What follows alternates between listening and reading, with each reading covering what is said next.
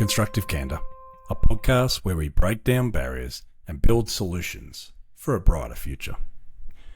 I'm Scott Hearne, a passionate change agent with 3 decades of experience planning, managing and advising on transformative infrastructure and social impact projects across Australia. Faced by an ever-challenging housing crisis, which relies heavily upon a fragile and evolving construction industry, Constructive Candour is unearthing the ideas and options, but most importantly to generate action and momentum to ensure we are good ancestors. Coalition building, finding the common ground, building solutions for the future that start now. It brings me great pleasure to introduce my first guest to Constructive Candour. Known throughout the industry, and in particular New South Wales, this guest brings passion and purpose to housing advocacy. With a quick wit and an easy smile, it is always a pleasure to catch up and chat. John Engeler is the CEO of Shelter New South Wales, with a passion to see our approach to housing revolutionised in urban, regional and remote settings. Now sit back, relax and enjoy.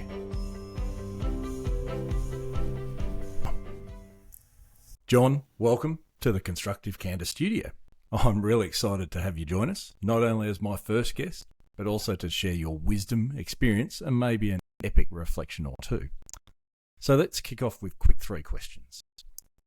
Share with us something few people know about you, maybe a hobby, interest, quirk, favourite band, song.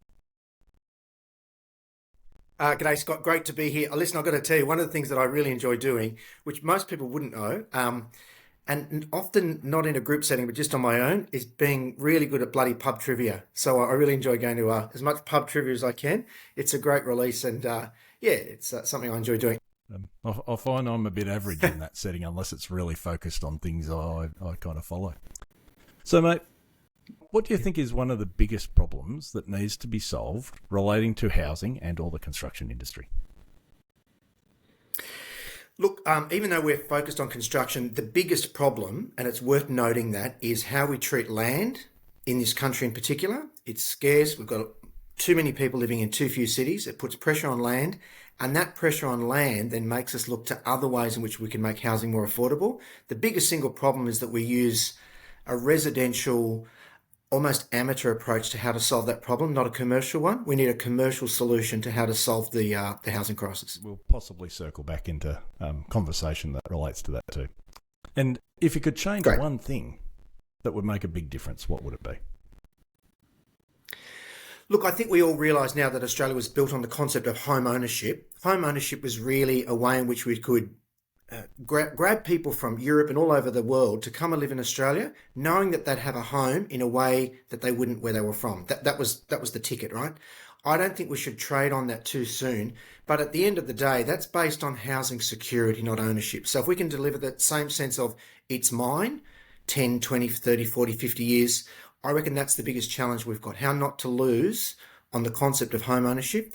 And just further to that, there is a big gulf between owning a nice house right next to a train station in the inner part of Sydney with a name and lots of fretwork and big verandas all around, and a 2-bedroom unit on the fringes that's hot, not a big balcony and difficult to raise kids in. We've got to breach that gap. I assume land circles back into that conversation as well. It is, yeah. Look, the way in which we have land in this country treated as freehold has been, again, one of those things that's worth celebrating. But at the end of the day, 100, 200, 300 years on, that sort of way in which land is a scarce resource and is treated has created these problems.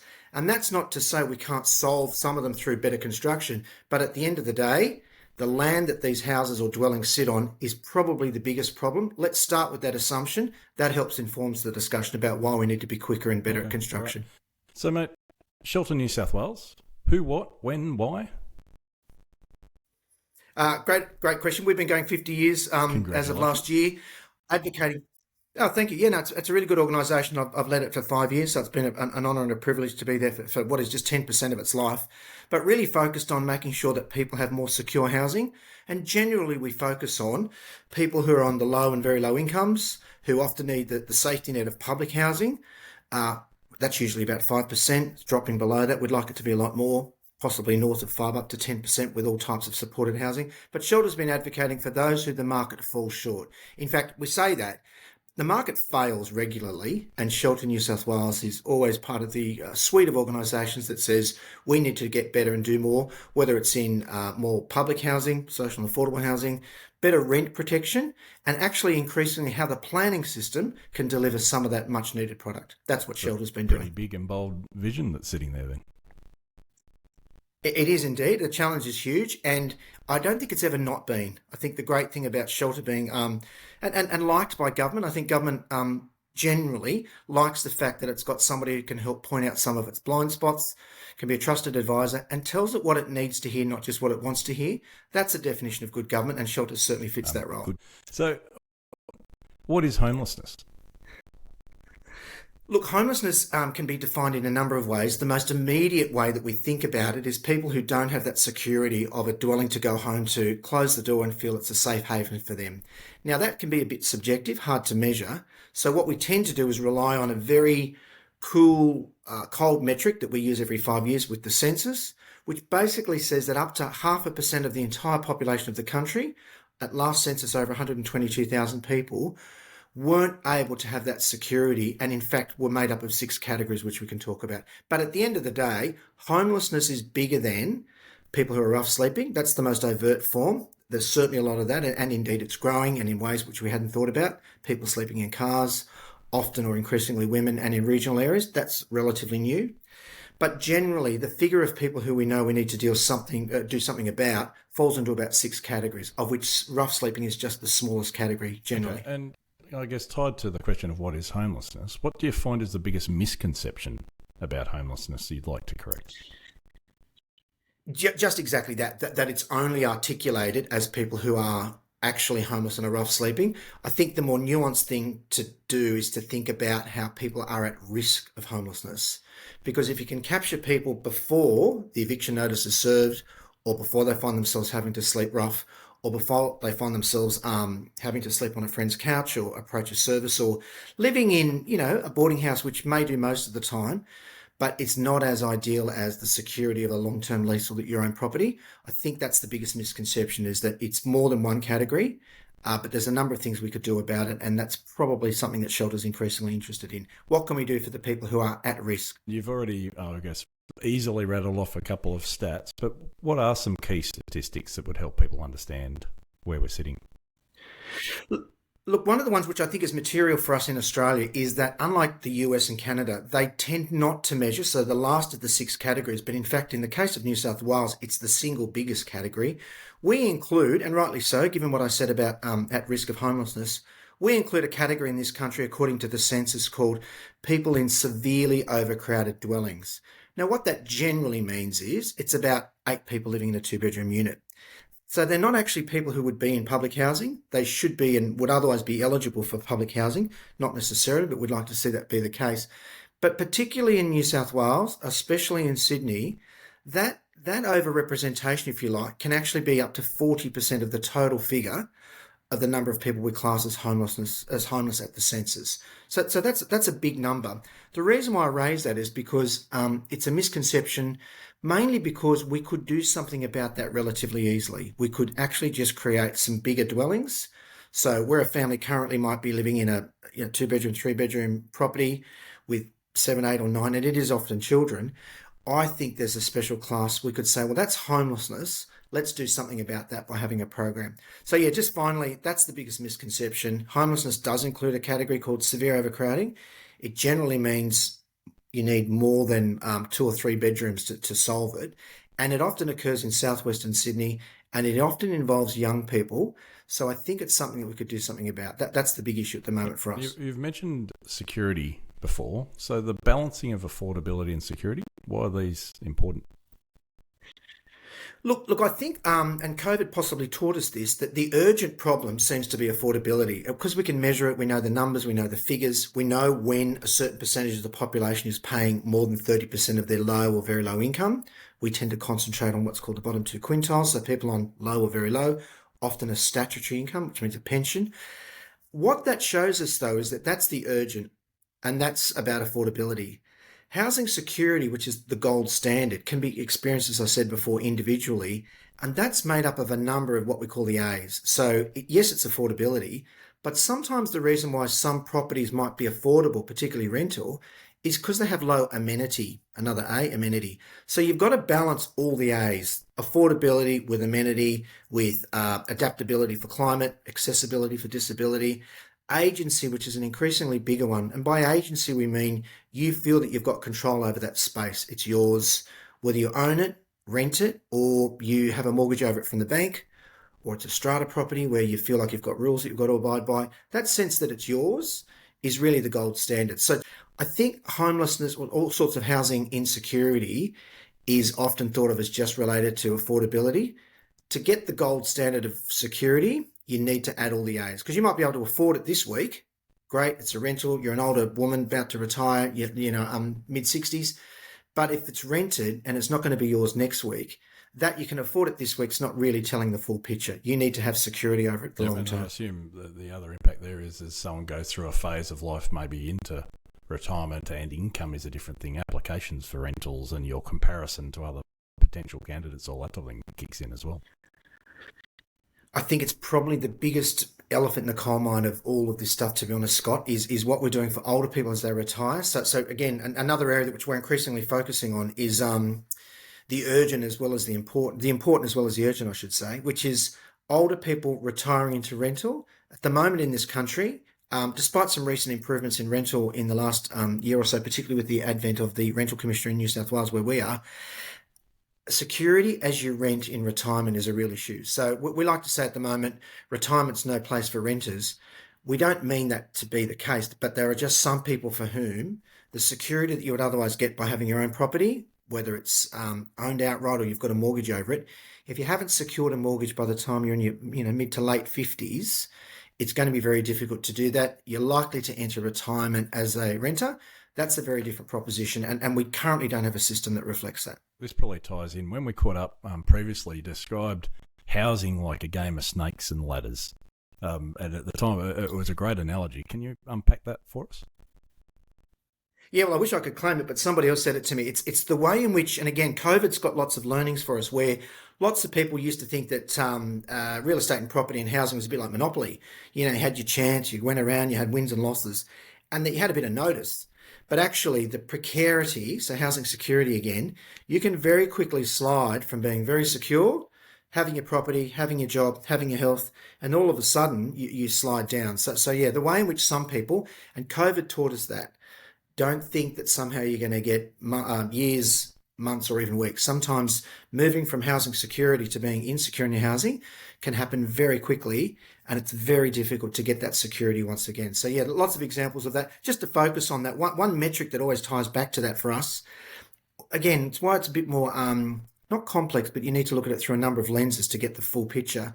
Even when properties are affordable to rent, once vacancy rates drop below, say, 1% in a city like Sydney, that you can afford it is one thing. But if the rent goes up, you go, well, I can't really afford here, but there's nowhere else cheaper I can go to. The vacancies are so low. So it's a bit more complex. So availability might be one of those other A's, the availability of alternatives. We often hear in the industry the term missing middle associated in housing. Yep. What does this mean to you? It's a great question. I actually think there's three missing middles. So demographically, when you're an older person in this country, we have one of the highest rates of outright home ownership for older cohorts of any country in the world. So it's a bit of a misconception. So that's great. And again, a bit like the game analogy, once you're on fourth base, it's fine. You're pretty safe. You're older, you own your own property. Even the way in which we tend to, better historically than we do now, older people in public housing tend to have a level of security. So even if they don't own, they're quite secure. Most of our state and territory housing organisations deal well with older populations. But the missing middle demographically is people who are probably over 30, between mid-30s and 50s, 60s, who are currently renting, haven't secured a mortgage. So there's one cohort there of the missing middle, demographically, the age group. The other two, and one's well known to you, is in terms of the rings of the suburbs that generally relate to most cities. They tend to have concentric rings, high density right in the city near the transport, and less density the further we go, generally west or north or south. So we find that actually we've got whole suburbs, particularly in the case of Sydney. It's repeated in other cities in Australia, where the missing middle is where we've had a net loss of population in those areas, particularly of young people. So we've got almost an under occupancy. So some bigger houses, often detached 3, 4, 5 bedroom dwellings, often occupied by one or two people. So that missing middle is that part of the world. So we've got, both demographically, in terms of the dwellings, where the development needs to be, we've either got expensive land right in the middle of the city, already generally punching above its weight when it comes to population, or at the moment we tend to see lots of development further out on the fringes, albeit around transport nodes. But really, we're not seeing the development that we really need to see, and governments are doing their best at all levels to try and encourage this in already established middle ring suburbs that have infrastructure, often have schools that might be closing because there's just not enough enrolments, bus services that stop running because there's not enough patronage, shops that don't open hours long enough because there's not the density. That's the second missing. But finally, for you, and just briefly, the bit that we see that's missing is the typology. And well known to us, involved in looking at ways we can modernise methods of construction for the mid to low rise. Bricks and sticks, I think we get that. Single detached dwellings, whether they're conventionally built or modular volumetric, and more than 8 stories. I think we got that. The typology that we're missing is really that mid to low rise, we would say. So 3 to 5 stories. Well known in other cities around the world like Paris. That seems to be hits the right spot. That typology, I think, is what we need to be seeing more of. So 3 missing middles, demographically, spatially, and in terms of the typology. Thoughts on key barriers then to addressing those missing middles? So we need products when it comes to the missing middle demographically. We need to, first of all, come up with a product. I think I started by saying the commercial lens is what we need to bring more to the residential domestic lens we have. So we would like to see something like, if you're renting, that's sort of something that lasts for 3 years. The concept of leasing is something more than 3 years. So you might be able to lease a property, which is, we have that commercially, 5, 10, 15, 20 years. So for the demographic in the first group, if you said, look, I'm in my mid to late 30s, I'm entering a lease agreement where I can get out of it, but I have the certainty of a lease for 20 years if that's what I want, that's a really good opportunity to do something with that group. In terms of the next area, the missing middle, spatially, I think we do need to just recognise that suburbs that have existing infrastructure, whether it's transport services, sewer and water, roads, do have to pull their weight a little bit more to redress the imbalance. A lot of the development that we're seeing is happening in areas that are already providing lots of the additional stock. We need those middle ring local government areas to really double their efforts in terms of what they're doing to increase the supply, because even though spatially it might look like it's more development, in terms of the population, it's just restoring it to what it otherwise would be. There's not a great we lose the argument saying that somehow it's going to be a call on infrastructure in the middle suburbs. That's not true. And then finally, we would like to see the development of a quick to market, easily built, made in assembled parts, using 24 hours a day, 7 days a week, appropriately placed factories with a workforce that matches it, for 2, 3, 4, 5 story, including lifts, that is basically component in its design, very quickly comes to market, comes to site, is otherwise deemed to be complying development. And I think we've all seen the need for that. I think we get the understanding of modular in a singular story sense, volumetric or prefab as we call, but ultimately we really need to see that absolute game changer when it comes to the mid to high rise in a modular sense. And so you noted COVID-19 prior taught us some lessons about housing and homelessness. So what lessons were learnt, and what could we maybe hold on to or re-adopt? It's a great one. I think that for a while there, two things we did during COVID. We did actually, for all intents and purposes, solve street homelessness. So once housing became a health issue, it was really clear that we needed to look at it through that lens. Fortuitously, because in Sydney there was a net vacancy of hotel rooms, for example, the government of the day very quickly said, let's secure those rooms, offer them to people who are rough sleeping, because that's a way, and I think it was over 1,000 beds at the time. That made a huge difference. That saved lives. So COVID taught us that you can deal with these things. They aren't unsolvable. They can be if you put the resources to them, and if you look at them through the right lens. So in the case of COVID, for rough sleeping and homelessness, it was a health issue that made us do that. But I think more more globally, COVID gave us the opportunity to really appreciate an area that we've been advocating for, which is for key workers, the essential workers, the cleaners, the checkout operators and the carers that kept us fed, safe and watered, as we say, during COVID. So these are people who often travel great distances, out of hours for moderate wages, to be on their feet a lot of the time. You know, they're the essential workers. They're not people who can ring up and say, I think I'll work from home today. And during COVID, I think we all appreciated them. As I said, they kept everyone fed, safe and watered. Cleaners, checkout operators, carers, the hospitality staff. I think we now realise that when it comes to housing, if you want a viable, vibrant and worthwhile city like Sydney, you need to make sure that you're also providing housing for your workers to keep the city running. What we don't want, and the Productivity Commissioner in New South Wales is right about this, we don't want a city that's so expensive that grandkids don't live here, that, you know, only wealthy retirees get to live here, but their grandkids live somewhere else. And people have to travel huge distances to provide the services that the economy needs. You want a bit of everything. Thriving cities, isn't it? And neighbourhoods and communities. Yeah, and it's all based on diversity. And to quote the Planning Minister of New South Wales at the moment, it is odd that we've got less diversity in housing type now than we did 100 years ago. So we need to actively say, well, how can we vary households, who gets to live everywhere, whether it's workers, professionals versus people who work in the 24-hour economy, the night economy in particular. You need to make sure that you've got secure housing that's appropriate, adaptable and affordable, and it's really convenient. And you need to make sure that you're not asking people to travel huge distances in order to make sure that you've got that working economy. If there was one policy change you could make that would revolutionise the housing sector overnight, so one of these magical ones, where would you go? What would you do? I think, again, increasingly it comes back to the treatment of land. I think governments either have access to land or the ability to control certain lands. And I think we need to say concept of freehold, where you buy that piece of land and then it's yours forever, creates a huge problem. I think it might sound a bit sort of over the top, but I actually think we get the spatial thing. We know what we need to do around spatial. We need to get better at the spatial stuff. The biggest thing that I'd like to see happen overnight is us to revisit how we think about the temporal world, as we call it. So in other words, and a lot of the pressures that we're under to come up with a better, cheaper and more certain product to market when it comes to modernisation of construction methods is because, as I started with, the land is so expensive.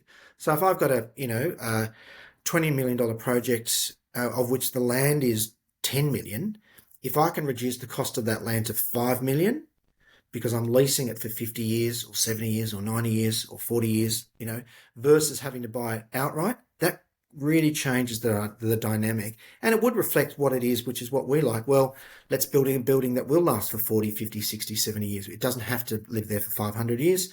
Let's think about the temporal lens. So yeah, without sounding too over the top, I think we get the spatial stuff, that timing is everything. We need to be able to come up with something that says, I need something more certain that's a 6-month lease versus I own it forever. Something in the middle there, we need to rethink how we treat land over time. If you could describe what you'd like to see the future of housing in a sentence, how would you do that?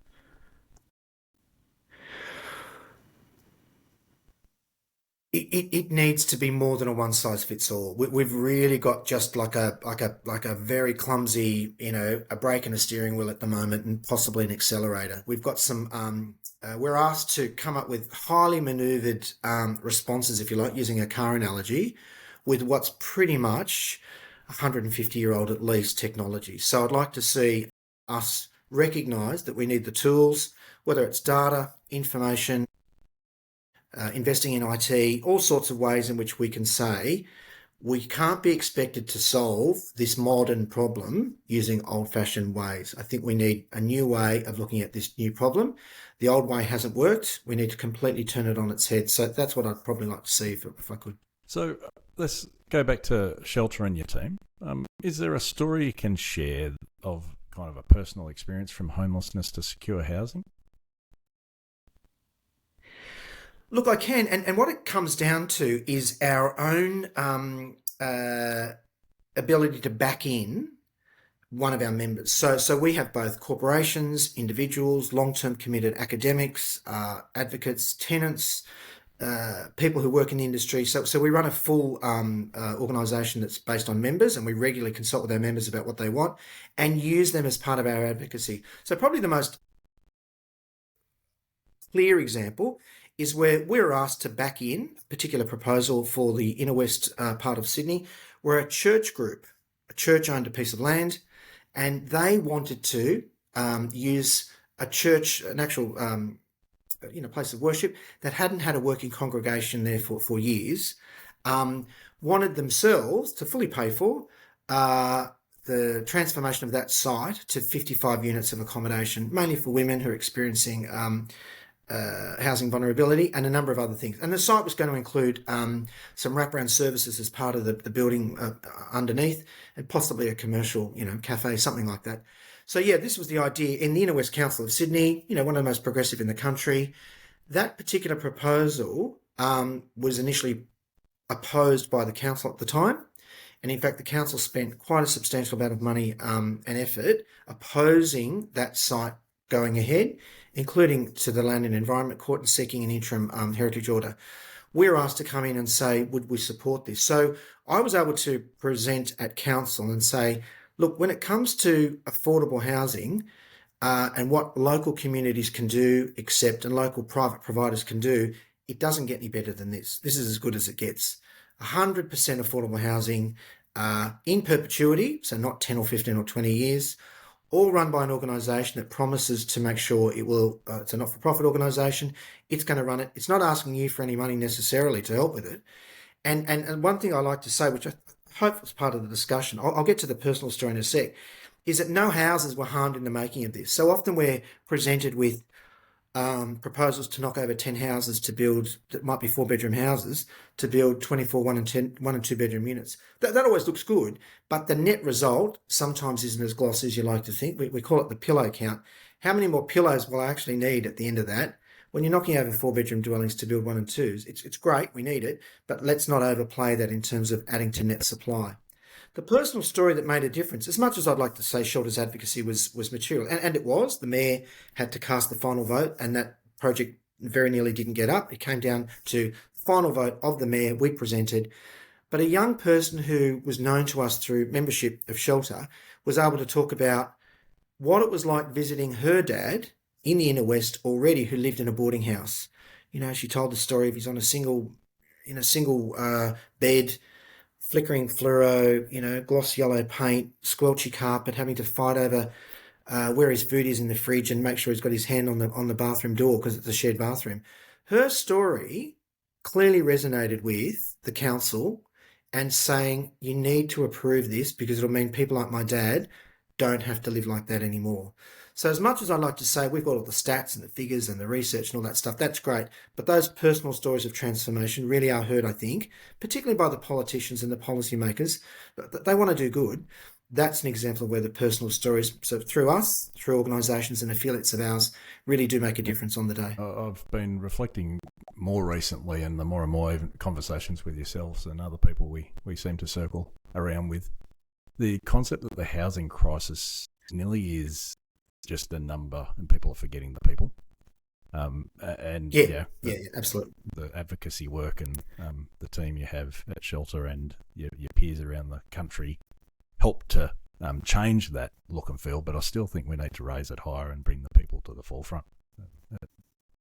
Oh, you're absolutely right, Scott. And you know what? We're more effective in our advocacy than we do. So you're absolutely right. And you can forget. You can forget there are people behind these stories. They're not just stats and numbers. So hopefully it's one thing that we can do.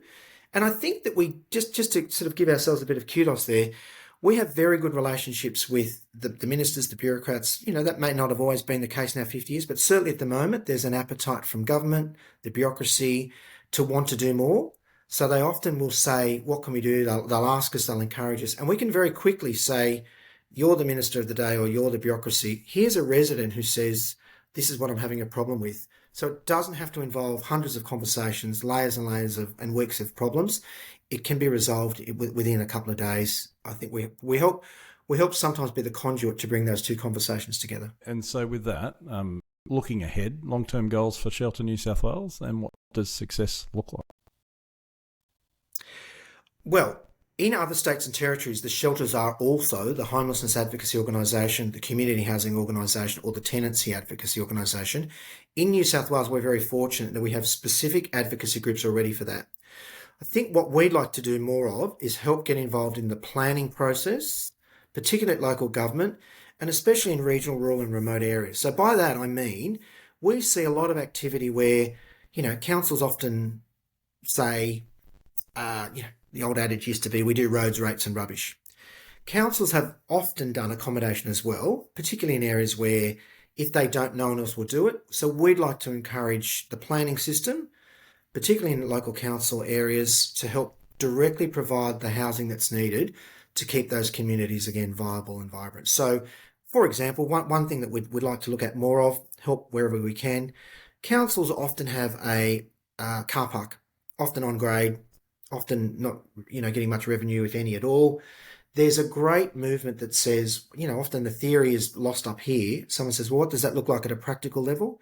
We did some work with a great academic, Dr. Kim Hearne, who was at the time at the Regional Australia Institute. He went, you know what? We just need councils to lease their car parks 40, 50, 60 years to community housing organisations, a bit of a grant from the Commonwealth possibly. If you get all three levels of government working together, so the local government doing the planning, the state government might help with the land or some of the capital.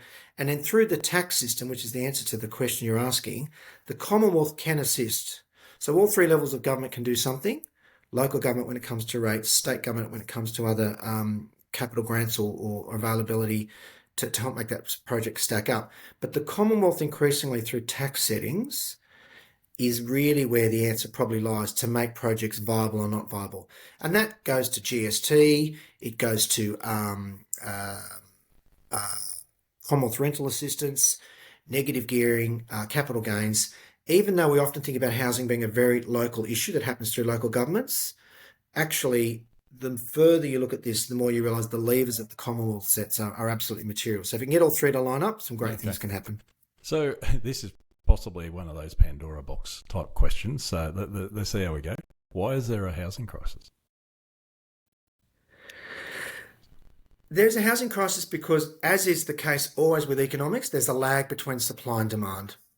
So we've known for a long time that increasingly, and this is a pattern that happens around the world, incomes aren't keeping up with costs, and people have over time accumulated their wealth in property. So that automatically creates a bit of a thing where property is a more attractive place to store wealth, possibly because it's more secure rather than the returns are better. Cash, shares, other ways in which people can earn incomes. But we've had a culture of storing income that's been produced over time in form of assets in property and residential property at that. So we need to redress that, again, through tax settings, through income redistribution, or ways in which we look at that. We've just got to make sure that the supply and demand lag is closed very quickly, the gap. And just to give you an example, articles out at the moment are talking about the need for family-friendly units. So because what we're starting to see, that the problem is the crisis is where the goal for some people is their own 3-bedroom detached cottage on its own piece of land without strata fees. That's such an expensive product, more than 4, 5 or 6 times income. And to get the deposit on a property like that takes a while, let alone to pay any of it down, let alone to purchase it. It's often well north of $1 million in the case of Sydney. At the moment, so therefore the problems that we seem to have, or the issue is that we're saying to people, you'll need to make do with a small 2-bedroom unit with expensive strata fees on the fringe. We need something between the two. So we've got this sort of brutal, it's either a 2-bedroom unit, which you can afford now, or if you're lucky, if you've got parents who can lend you some income, or you can dip into super or do something, you might be able to afford the house. That's why we've got a crisis. There's a mismatch between supply and demand. We need to very quickly come up with the levers that fix that. So 50 years of shelter, was there a time that there wasn't a housing crisis? There's always been the need for people to have assistance to secure housing. If we say, and we use this in economics, that full employment is probably closer to about 5% unemployment, then we have to also use that metric to say For some people, the private market will not deliver the housing security that they need. So at the moment, we talk about social housing, which is people on very low incomes. Increasingly, we've talked about affordable housing, so people on moderate incomes or very low incomes, award wages, working long periods, working long hours. We've talked about that. They need a bit of help. The housing crisis that Shelter's responded to has just morphed and changed. So we always need 5%. If you get to closer to 10%, that particular crisis may not exist, but it has ways of moving into other areas. So, for example, we haven't really touched on this. One of the things that Shelter's always been concerned with is people paying more than 30% of their income, particularly their low and very low income, in their housing costs. Historically, that's been rent. Increasingly, we're seeing it's being mortgage. But very recently, we've seen a new area that we're a bit concerned about, which is people who might be older, a couple of people who are older, living in one of those newer developments, has retired. An older woman comes to us recently and says, I own my unit outright. I'm on the single pension. I don't have a lot of super.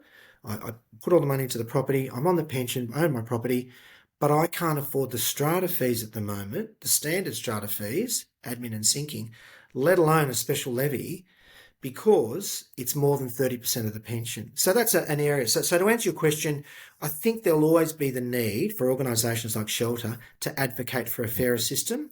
That which we focus on just moves a bit. So strata is something, as we get more and more, we're not talking about six-pack, two-storey, red brick walk-ups in southwestern Sydney. We're talking about 100, 200, 300 unit developments. By definition, the capital cost of building those is slightly reduced because we amortise it over that many units, but the long-term operating cost of those units is substantial. They are very expensive with their building management systems and their, underground parking, and, they're needed, but the cost of compliance over 40 years of those buildings is not insubstantial. We're now starting to see a bit of housing insecurity based on, and not to scare the horses, we need it, we need density, but we've just got to make sure two things. We're aware of the shift from capital cost to operating. It can result in housing insecurity or paying more than 30% of your low income. And I suppose to finish, and we might touch on this if you've got any ideas for next, we don't currently reward typologies that don't require strata or not as much strata. So, a lot of us are used to the fantastic romantic idea of Sydney being lots of terraces in close to the city, Surrey Hills, Darlinghurst, Paddington, that you can walk to the city. That typology works pretty well and doesn't involve strata. That might be food for thought for us. Hello friends, just a quick break from this great episode. If you're a community housing, SDA, aged care or other social and affordable housing provider, I encourage you to reach out and ask me questions. You may be exploring or wanting to understand how modern methods of construction, MMC, can help deliver solutions for you. You're invited to identify topics which can assist you and your organisations as you seek to enhance and expand the impact you have in the communities you serve. Now back to some more epic reflections and frank discussions, building solutions for the future that start now. So mate, we've been crossing paths I think for just over 12 months, which has been great. We always enjoy our dialogue and banter. A lot of that's been tied to the concept of modern methods of construction. You've touched on modular, mentioned prefab, those type of things. It's a very big topic and we're not going to delve into terminology in this particular discussion. Sure. From your point of view and where you sit, where do you see benefits and opportunities for modern methods of construction in housing? Look, I think it just, what I would say is we've already seen the quantum leap that was needed in other industries. We see it in the automotive industry, we see it in the furniture manufacturing, we see it in kitchens, we see it in so many other industries. It just baffles me to think that we haven't yet had that quantum leap of modernising our construction methods. To quote the previous building commissioner, that's what he used to call it, is we need to modernise it all. So, and that's from supply chains, procurement, contract certainty, materials, but workforce participation, how it is that we really still have when it comes to construction, when we talk about modernising methods of construction, I think that also includes modernising the industry and the workforce that goes with it, because we still tend to have a very gendered young men working as apprentices. Despite various government attempts, we haven't really fleshed it out. I reckon it's one of the areas that if we modernise the way in which we build, where we build, when and how and who we use, it could be a family-friendly construction industry that has workforce shifts that are available, and make it that, if you've got kids and you're either parent, you're at home looking after kids, and you say, look, I'll do the school drop off at 9, I'll be there at 9:30, and I want to work till 2:30. I reckon we could really revolutionise that construction industry by looking at how we can make it more family friendly, more gender neutral, and ways in which we can just learn, as I've said, from other industries. We often talk about IKEA or car manufacturing or whatever. We need that same modernised approach when it comes to how we build And so dwellings. let's say we've created that. We're 5 to 10 years down this journey from here. What impact do you think that would have to housing? I think two things. One, I would say that it just it removes the uncertainty, the ambiguity, and the time that's taken to get something that's a nuanced product. Most people want the same product most of the time. When we look at, say, kitchens, for example, as an analogy, it's a pretty standard option. I don't think we need to overcomplicate what it is. Most of the bits that turn a house into a home aren't the structure itself. It's actually the things that you put in there, and then even more importantly, the experiences that you have with family in there. That's why housing is such an emotive issue. But in terms of whether it's an 80 square 2-bedroom or a 90 square 3 or whatever, that product is pretty standard. And again, harking back to what we said, even typologies like terraces, there's a bit of an example. We call the modern terrace a bit of a mullet, business up the front, party out the back. But that idea of where you've got a 4 metre wide, 4.5 metre wide, 5, 6 or 7 if you're lucky, 8 metres if you're really lucky, wall-to-wall construction typology that allows you to live where your lounge, kitchen and dining is combined out the back, and you go out to an undercover outdoor area and then an outdoor area. It doesn't have to be massive. That suits 90% of the population 90% of the time. I think that's what we'd like to see, is that being embraced. If we can do that through modular, all the better. Finally, I would say, and more increasingly as we look at where there is a flat spot in the retirement industry in this country. So when people get to residential aged care, there's actually quite a lot of subsidised support that goes with the rental part of aged care. About 1% of the population of Australia lives in residential aged care, for example, 1.5% in retirement at the moment.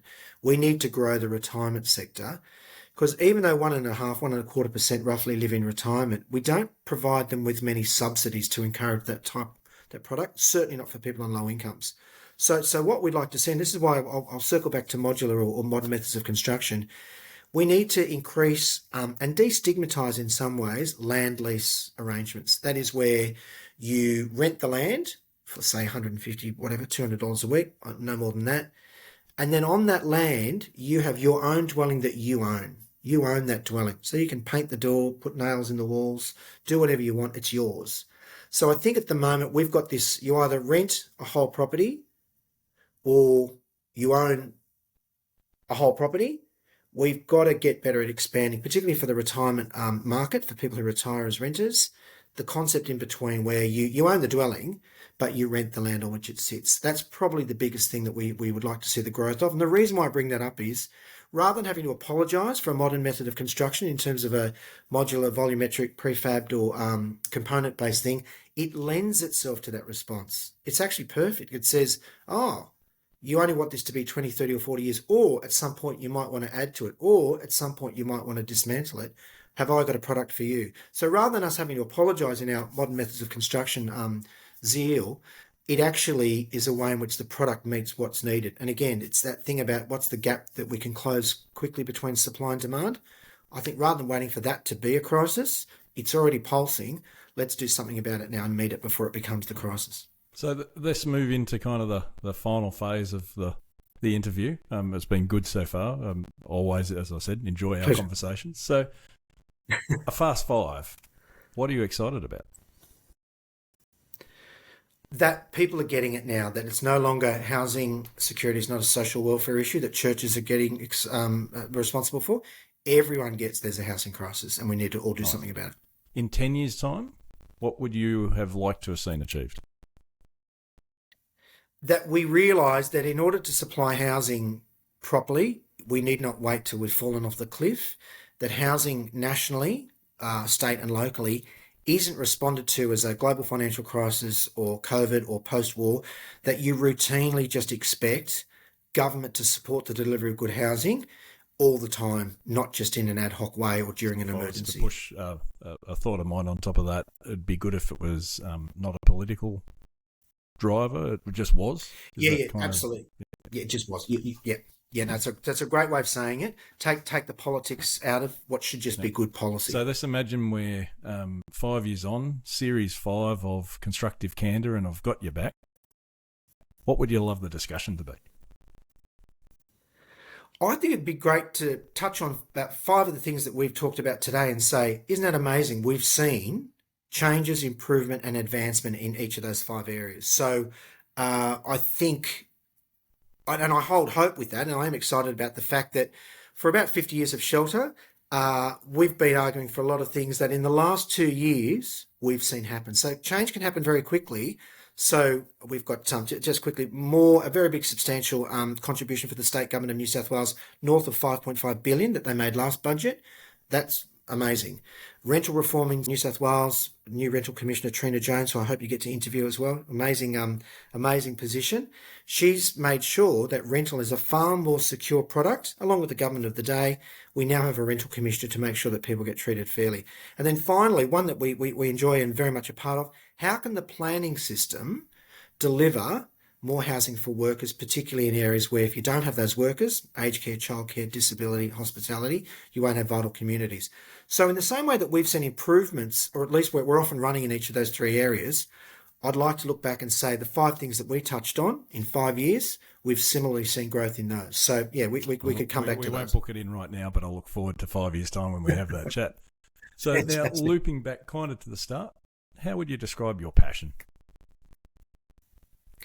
Evolving, not fixed at a point in time. And you know what? I think if you don't change your mind on the basis of new information, you're not learning. And on that too, I think it's okay to fail quickly. So what I think sometimes is we see innovation as being, we think innovation is trying something that we used to try and trying it again. That could be, but the real test of innovation, which I hope links to my passion, is being not afraid of failure, failing quickly. The real test of innovation is you tried something and it didn't work, not that everything you tried worked successfully. So I reckon it's great to be able to, look at new ways of doing old things, but not be afraid to fail in the process and move on quickly. Obviously a key advocate in that space. Innovation, I think, is a super powerful thing. I think one of the interesting challenges, though, is government, the concept of saying to the public, oh, we failed at that and isn't that good, is a real challenge. Yeah. And in fact, if you saw a news reel and heard that, you kind of go, oh, that's no good. But I think we need to change when we're innovating that failure doesn't mean someone doesn't have a home. Failure is we learnt something, we can do it better, and we'll continue to do it better.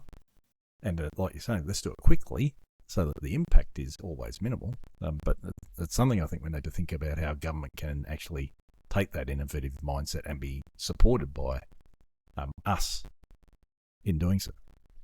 Oh, it's a great idea. Look, you could almost have a whole conference was based on not the Festival of Bad Ideas or Dangerous Ideas, but the Festival of Ideas. That we tried this, we thought it was going to be great, and it didn't work. And without wanting to be too, telling people to suck eggs, there's some very clever people in the world, and a lot of them came up with, for example, if we use another industry, the A380, a 4-engine super jumbo. It's been a spectacular fail. So it was based on the idea that, it was going to be a double-decker plane that was going to carry more than the 747s used to, with 4-engine configuration. Very quickly, through technology and efficiency, a 2-engine plane, the 777s, the various other ones, have made the A380 redundant. So let's not be an industry that continues to pretend that an A380 world is how we want to live. We need to very quickly move over, quite literally, to things called the Dreamliner. So that I think is a sobering reminder for all of us that even the best experts and industries in the world can get it wrong. Let's have a festival of ideas where we tried that and it didn't work. For goodness sake, don't waste any time on this. It didn't work. Try something different. I think an honest discussion and a conference one day about here's some ideas that just despite our best attempts never worked, learn from it, I think would be a really good thing. Links in with another kind of pet frustration and passion of mine, which is let's stop starting from zero. Now, if we share these discussions, then as you venture into something, you can go, oh, okay, here are some learnings. Let's start from beyond those learnings rather than let's stumble through the same ones. And we see that across the states and Look, across countries as well. yeah. Yeah, and just a plug to the private sector. I worked in private sector for a number of years. I think there's this idea that competition means that you don't share ideas, but actually the best private providers, whether it's accommodation or any of the services, often talk to each other and say, how can we collaborate to do things better? Who do you know is a really good supplier? It's quite extraordinary how much more collaboration there is in the private sector, even though they're competing to get the better result. I think we could take some of those learnings and just be honest about, what do you need? Who do you know is good at doing this? And take the unnecessary competition that can sometimes be confused with commerciality. That they can be very different things. So often, government or not-for-profits might be competitive. They need to be commercial, and the private sector is pretty good at that. All right. So, kind of tied to passion, what legacy would you like to leave? That's a great question. I'm 5 years this year, so I reckon that the legacy would be that, like with everyone, when it comes to my particular work at Shelter New South Wales, I left the organisation better than I found it. Would be a good thing. I think that's incumbent on all of us. But that I think that we were able to demonstrate not just that the organisation is better, but that we used what's called the but-for test. But for that organisation, this wouldn't have happened, or but for him being at the helm, they wouldn't have achieved that, or the but for. So really some good things, because it's often, I think, we can be frantic and busy, and to quote the current Housing Minister of New South Wales, Honourable Rose Jackson, who's probably, is the exemplar when it comes to passion for making a difference.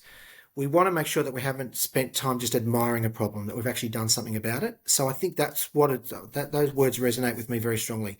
What can we make sure that we do? That would be my legacy, that I didn't just admire the problem for 5 years, I did something about it. And that, but for Shelter, John at the helm, they really did make a difference in the area. That would be a great legacy to have. So, mate, future guests, you're invited to pose a question to a future guest. What would you like an answer to?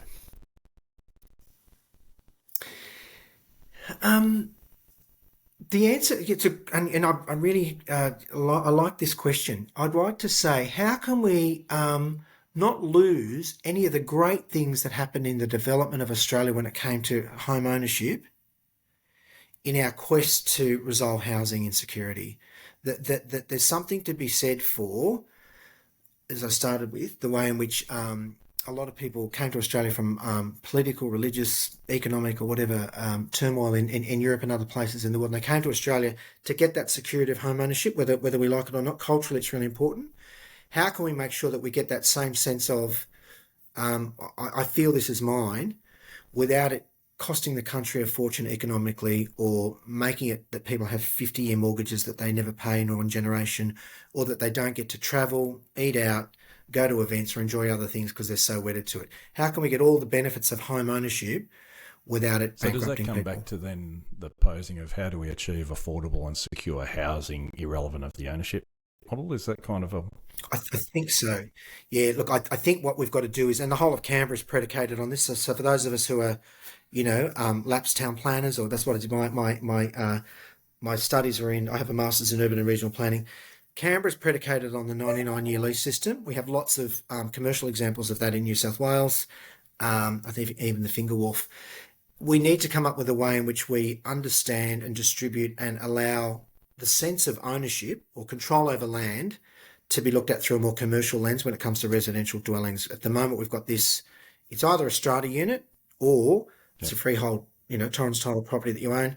We need to come up with some new and more innovative ways that free up the asset in terms of the land, don't compel people to be held to 40-year mortgages that they probably, let's be clear, they think they are owning the property, but at the moment they're renting it from the bank for 20, 30 or 40 years. The bank's the landlord, really. We need to come up with some clever ways where people have the emotional, subjective certainty of owning the property, but objectively they're not financially hamstrung. How do we do that? So it's a really good question. I might squeeze in two more questions.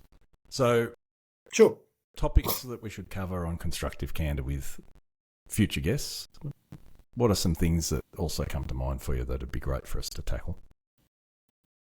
So one that we touched on, which I really enjoy, is an alternative to the strata system in New South Wales. We need density, but strata cost and increasing strata costs shouldn't be the elephant in the coal mine of density, as I say. I think we need to just concede that it was a product that suited its time. It's nearly 60 years. Is it time to retire or rethink strata? We think about it being a land use way of organising land or rights. It effectively was a banking product. It came in over the top of what used to be company title. And company title, which is where older buildings in, Woolloomooloo, parts of Sydney like that, Potts Point, you own shares in the company owned the building, and those shares converted to usage rights. That's a bit clunky, so we've come up with the strata system. I think the strata system needs review and reform. I think that's a topic that we'd like to see covered. I'll see what we can do there. And recommendations for some potential guests to come and join the conversation? Oh gosh, I tell you, there's a few of them at the moment. There's some passionate people around, so I'll rattle a few. Tim Williams is always great to interview. Former Planning Minister Rob Stokes. Elizabeth Farrelly is a colleague and is always makes people think. The Rental Commissioner Trina Jones, the former Building Commissioner David Chandler. There's a number of people who really can make a difference when it comes to these things. Yeah, I'd certainly make sure that you had a variety of academics, thought leaders, people with lived experience and lived expertise, which is what we now start to call it. So not just the lived experience that currently, but on the basis of that expertise, they then went on to do things differently. So yeah, a number of long-term residents in housing. I think the list is endless, but certainly you've got plenty of people to pick from. So.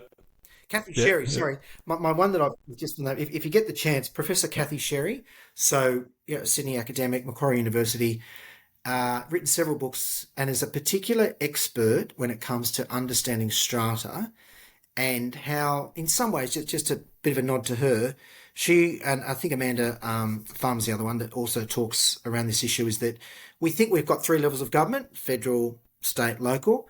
Strata communities, body corporates can, in large communities, actually end up looking like a fourth level of government in terms of the rules, what are you allowed to do, not do, who's got control or responsibility for roads, parks, use of buildings, what time you can barbecue, and where your kids can play. I think having Professor Kathy Sherry on would be good for that. That ties to the topic that you were discussing too, so that's a great one. So, John, thank you so much, both for joining us, your passion, your always encouraging presence and your support, but most importantly for your advocacy and the team at Shelter and in delivering on your vision to create a sustainable housing system that provides secure homes for all. I expect and look forward to seeing you again shortly, and thank you for joining us on Constructive Candour. Pleasure, Scott. I'm going to take you up on that trivia offer one night. I can guarantee that as well. Thank you for joining me on Constructive Candour. I trust you had the opportunity to learn, be inspired, asking more questions, willing to collaborate, and most importantly, generating action. If you enjoyed the conversation and have questions you want answered, or have ideas of leading industry thinkers or agitators who could add to the discussion of building a better future, then please get in contact with me. And don't forget, the best time to build more homes and evolve the construction industry was 20 years ago, and the next best time is here today. Please like, love, follow and share Constructive Candour, and look forward to chatting with you again soon.